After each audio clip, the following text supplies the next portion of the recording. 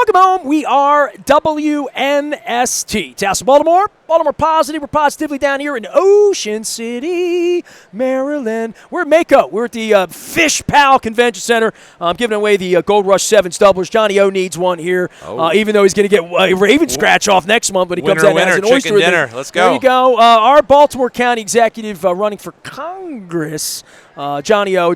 Where you been hiding, dude? I've been trying to have you on all summer. You've been busy running for things and running things. How do you do this? I got a few things going on. How are you on. sitting Baltimore County and then you're running for this Congress thing? It's just double duty for you. I have an amazing wife and daughter and family and support structure. We're busy running a county of 860,000 people, running a campaign for Congress, which has been great and incredibly rewarding. And then I decided, we're here at Mako. It'd be fun to be the president of the Maryland Association of Counties on top of all that. Being a dad, being a father. So you're the president of Mako? I'm also the president this year. So what does that mean? Thank you for being at our conference. Thank you for having me at your conference. Now that it's your conference. Well, it's ours. It's all. Tell everybody what Mako. So look, dude, we're gonna do a longer visit. You only have a few minutes because you're doing stuff down here, and I appreciate you coming by. Yeah. And I'm sorry for your staff that there are no Drug City milkshakes here for you. Chuck will hook it up. He'll give you a big girl milkshake too if you want one. Mako, let's just do a couple minutes on this and what this is. Yeah. Because, I knew about it, and Don Moeller 5 years ago said you should come down. It was true. My wife came down for the first time this year, and she's like, "Are you registered for this party?" I'm like, "Just walk in. Nobody cares. Everybody's down here drinking." I went to bed at 9 o'clock last night. I know you find that hard to believe. I was losing my voice. Responsible of you. I was losing my voice, man. I was not cut out for 45th Street last night, or that dry dock thing they do across the street.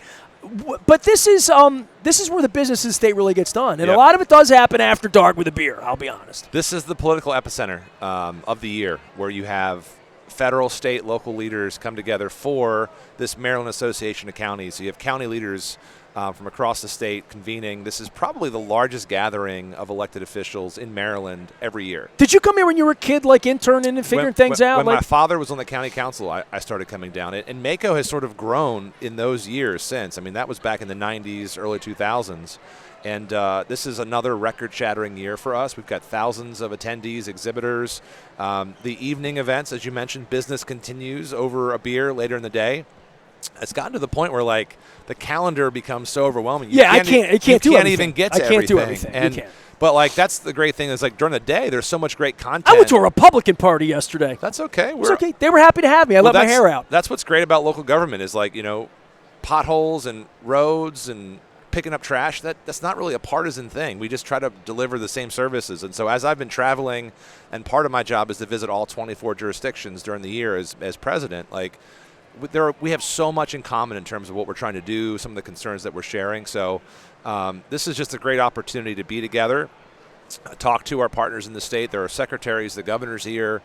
We've got, I just saw United States Senator Chris Van Hollen. So I just spent 30 minutes with him. Met with Dutch. I'm only getting 10 with Johnny O, but that's okay. You're going to get bonus time when we get back to Baltimore. Well, you'll be a congressman, and we hope you're a congressman. I hope so. We're working on it. Things look good. Folks have been great.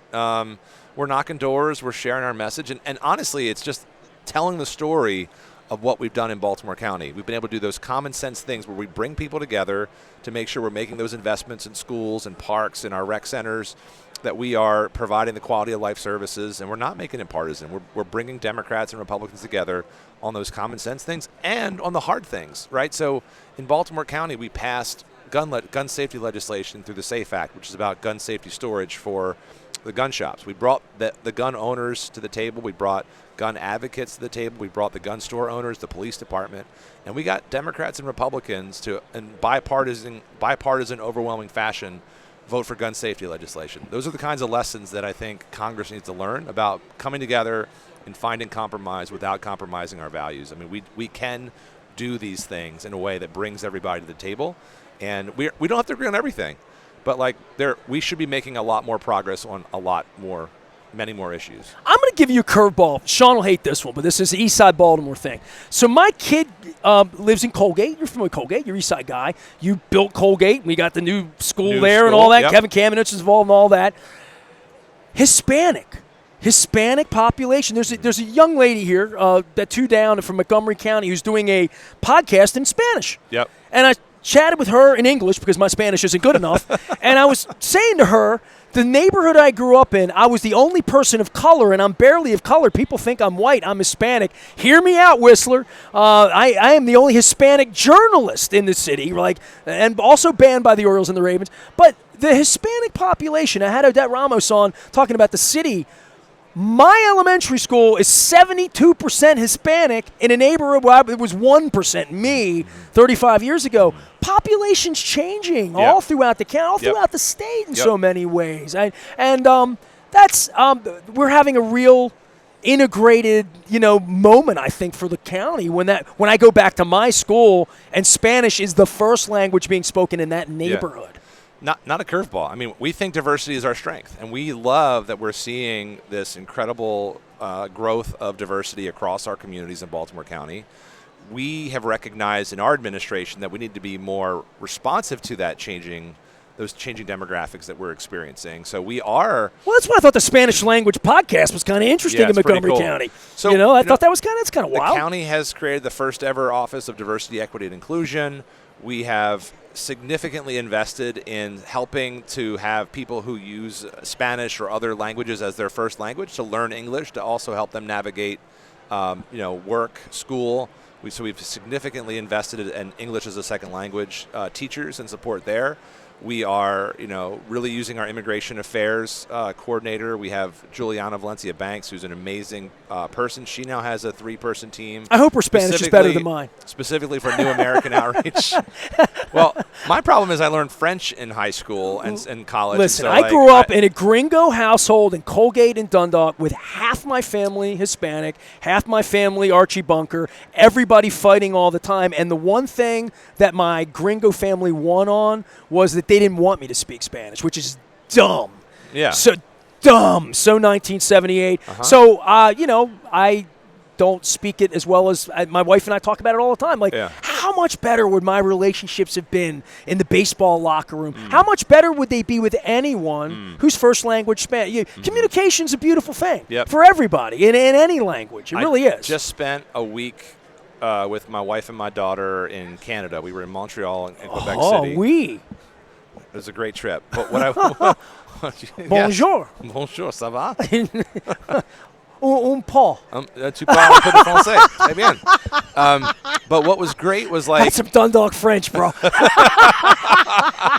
What was great was we go to these restaurants and intersect with just people on the street and taking the effort. I mean, they're bilingual there, right? Both cities, Montreal and Quebec City, are English and French are just coexisting, and it's a beautiful thing. But French is sort of predominant a little bit. But if you as an American are taking the time to at least learn a couple of basic. I can say poutine. Poutine. I know how to say that. Well, the Baltimorese dialect is a whole different version of French. So. Johnny O is here. I have been promised him for 10 minutes on the Congress thing, on the running thing, and I guess having you on for 10 minutes means I have to offer equal time, which will be something. What is there going to be a debate? I mean, where are you? Because I can't even find. I just passed Andy Harris's thing over here. The Trump side of a dialogue leads me to he led an insurrection. He should be under a prison. And thinking that way, I have no tolerance for it. As a journalist, as a citizen, I see the signs driving down 50. I don't get it, but you're running against a wing of that, and I don't know if she can win or be competitive, but you tell me that there was going to be a competitor in this race. Yep. You didn't think this is going to be a cakewalk. People have to fill your name out and select you, but this is a difficult thing, arguing against all this fiction, and I find it hard in my real life to do that. And by the way, the man you defeated in your previous election, who I had on the show, who was a sponsor of mine, who I like, we sat and had a beverage last evening, and he sort of admitted to me that the Trump thing's really bad for everybody, bad for his party, probably bad for Larry Hogan in this election. Yeah. So maybe we're at the end of Trumping. Maybe. A little bit, maybe. We'll find out in November. Well, tell me about your election, because you're running against that. So, I mean, and Al's a great guy, by the way. So I love Al. But what I'll say is before that race, I won my primary by 17 votes. So we're taking nothing for granted. We know that every vote actually matters, and any race can be You were out there counting them, right? We were actually, well, it was 9 votes before the recount, so people filled in the O and Johnny O as opposed to the oval. So we had to fight as to whether or not those votes counted. So that's a whole other story. But in this race, we're taking nothing for granted. Overwhelmed by the support we had in the primary. We had a 6-person open field to replace my good friend and mentor, Dutch Ruppersberger. There were 6 candidates. We got almost 80% of the vote in the primary. We're working hard to win over now independents and Republicans who are open to supporting a Democrat. And I think, to your point, there are Republicans out there who I think look at our record of working with Democrats and Republicans to deliver for the residents of Baltimore County. It's the anchor of the district, but there's also parts of Baltimore City that I've loved getting to know better. There's also almost all of Carroll County, and I've really enjoyed spending time with folks who live out there. But they just look at what we've done. And I think the comparison from a Democrat who believes in, again, forging common sense compromise from a Democratic perspective, right? But I want to hear all of the voices. It's what we've done in our town halls. It's what we do working with our council members. Contrasting that to someone who's just a hardline right-wing believer and dogma who doesn't believe in compromise, doesn't believe in working together, sort of buys into, proudly admits that she was at and around the January 6th festivities. Insurrection is what it was, yes. Well, I'm saying what she would perceive, right? So I think that there's not a clearer choice for voters in the 2nd Congressional District. And so we're just very proud about talking about our story. We really believe that our message is resonating and will resonate. And then if people are, and I really haven't seen her much on the trail. I know she's very active on social media. That's fine. But when they see us together, that's even more stark because you have sort of this right-wing dogma, unwillingness to sort of come together and find solutions, and more of just this absolutism. And so, And yelling on social media versus getting things done, just in a general sense of what Trumpism is and what it did to our country, throughout our country, just the divide itself. Well, yelling into the void, hurling insults at people is not how you drive progress. And so if people want a candidate who's going to go do that, then they should vote for her. If you want someone who has proven to be able to deliver results, sit down, work across the table, work with my party, work with the Republican Party to figure out how we fix the problems that are in front of us and try to do so in a no-nonsense, transparent sort of way. We hope to have folks support in Bridge, November. real quick on the bridge. Oh, gosh, the bridge, yeah. We'll do longer on the bridge next time, but where are you on that right now? So we're supporting the state's effort. They just recently, I think, announced they're going to be releasing an award to a company to do the design build.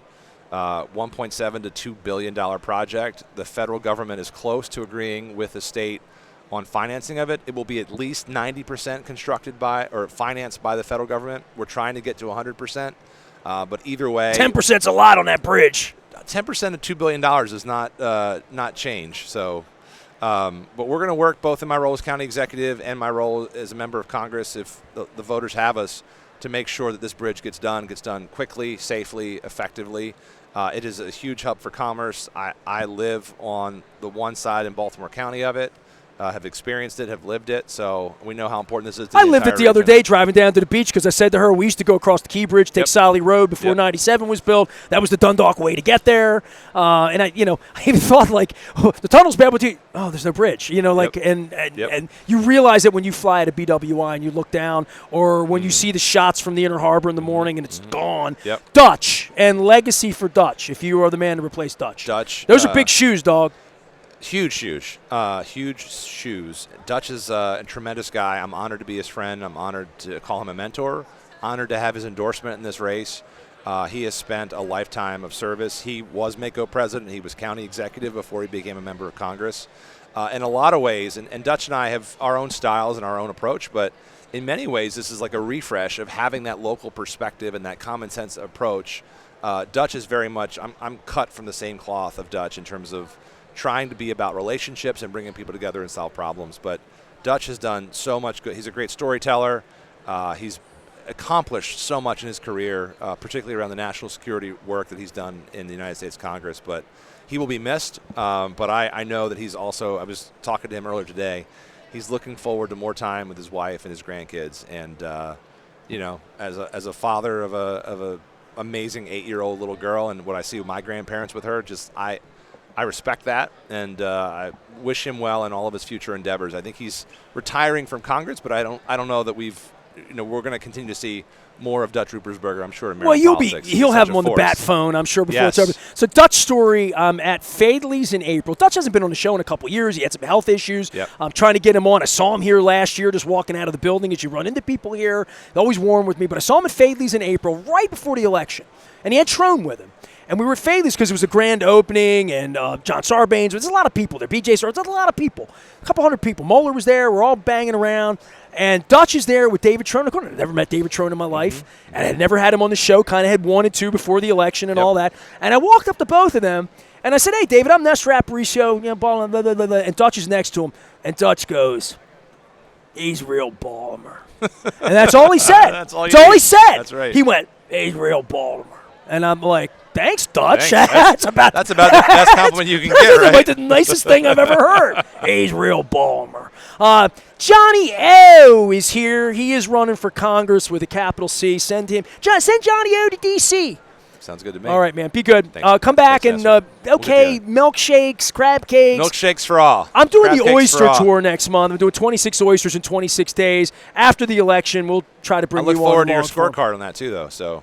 Well, I don't feel like I need an hour with you to get you elected, given the circumstances of the election. So the more time I offer you, the more equal time I have to offer. So you're out till November. You're banned until November 10th. So Johnny O is here. Go vote for him if you're sensible and you're in the second. I'm Nestor. We're at Mako. The president of Mako has now stopped by, so I'm now blessed. Back for more in Ocean City. Stay with us.